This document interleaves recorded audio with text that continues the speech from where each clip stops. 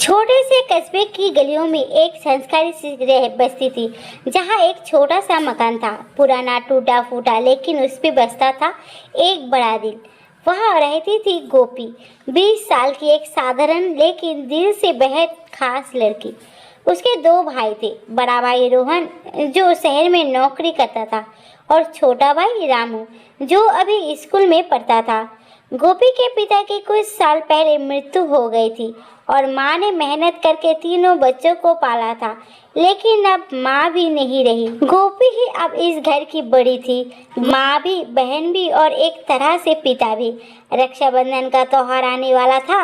मोहल्ले की हर लड़की तैयारी में लगी थी, मेहंदी, राखी, मिठाइयाँ, कपड़े। लेकिन गोपी के पास ना नए कपड़े थे, ना ही मिठाइयाँ के पैसे। बस थी तो एक पुरानी थैली में रखी 2 राखियाँ, एक चांदी की जो उसने 1 साल पहले बाजार से खरीद कर रखी थी बड़े भाई रोहन के लिए, और दूसरी एक सादी सी, सिर्फ 10 रुपए की, वो भी किसी पुराने दुकान से बचा कर खरीदी थी रामू के लिए।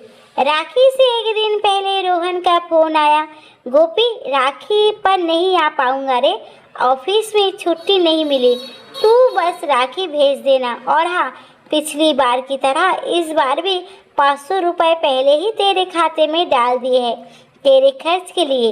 गोपी की आंखें भर आई। भाई नहीं आएगा तो त्योहार अधूरा लगेगा, लेकिन उसने मुस्कुराकर जवाब दिया, ठीक है भैया, राखी भेज दूंगी, आप ख्याल रखना। राजू स्कूल से आया तो बोला, दीदी इस बार मुझे चांदी की राखी बांधना, मेरे सारे दोस्त बोलते हैं चांदी की राखी पर ज़्यादा पैसे देने पड़ते हैं, तब असली राखी होती है।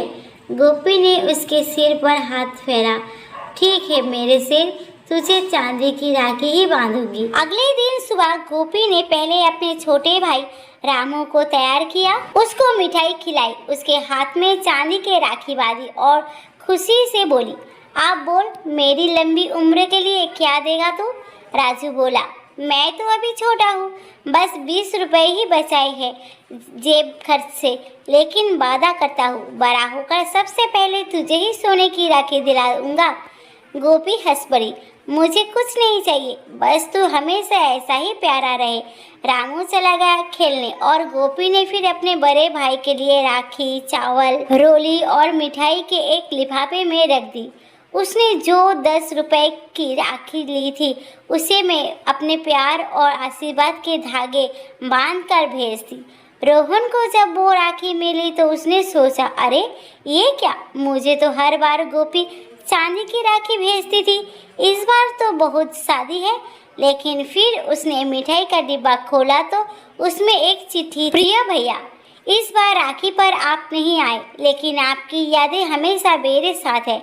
आप हर बार 500 रुपए भेजते हैं, उसमें मैं घर का थोड़ा काम करती हूँ। इस बार भी वही पैसे थे, मगर राजू बड़ा हो गया है, वो भी अब समझने लगा है कि किसकी राखी बड़ी होती है और किसकी छोटी।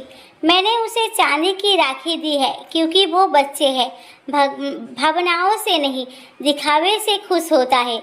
आपको जो राखी भेजी है वो सस्ती ज़रूर है, लेकिन उसमें मेरी हर दुआ है। राखी की कीमत उसकी चमक में नहीं, बहन के प्यार में होती है। आपकी रोहन की आंखों से आंसू झरने लगे। उसे याद आ गया कैसे गोपी ने उसके बचपन में उसे पढ़ाया था, उसके लिए नए कपड़े सिल दिए थे, अपनी किताबें बेचकर उसके जूते खरीदे थे। उसने तुरंत गोपी को फ़ोन किया, गोपी तूने तो मुझे आज तोड़ दिया, इतनी सच्चाई से लिखी बात कभी समझ ही नहीं पाई। मैं सोच रहा था राखी इतनी सादी क्यों है, पर आप समझा कि ये सबसे कीमती है। मैं ऑफिस छोड़कर आ रहा हूँ, राखी के धागे से बांधे भाई की कोई मीटिंग ज़रूरी नहीं है। गोपी मुस्कुरा दी, आंखों से बहते आंसू पोंछे और बोली, मैं जानती थी भैया, मेरी राखी की कीमत आप ज़रूर समझेंगे। शाम को रोहन घर आया। गोपी ने फिर से राखी बांधी और इस बार रोहन ने गिफ्ट में एक बड़ा सा डिब्बा दिया, जिसमें थे नए कपड़े, मिठाइयाँ और एक सुनहरी राखी। ये तुझे मैं हर साल बांधूंगा गोपी, तूने जो प्यार दिया उसकी कीमत कभी चुका नहीं सकता। रामू भी दौड़ कर आया और बोला, दीदी मैंने अपनी 20 रुपए भी तुम्हारे तकिए के नीचे रख दी है, मेरी तरफ से भी गिफ्ट। गोपी दोनों भाई को देखकर फूट फूट कर रो पड़ी। घर का हर कोना उस दिन रक्षाबंधन के असली मायने बयां कर रहा था।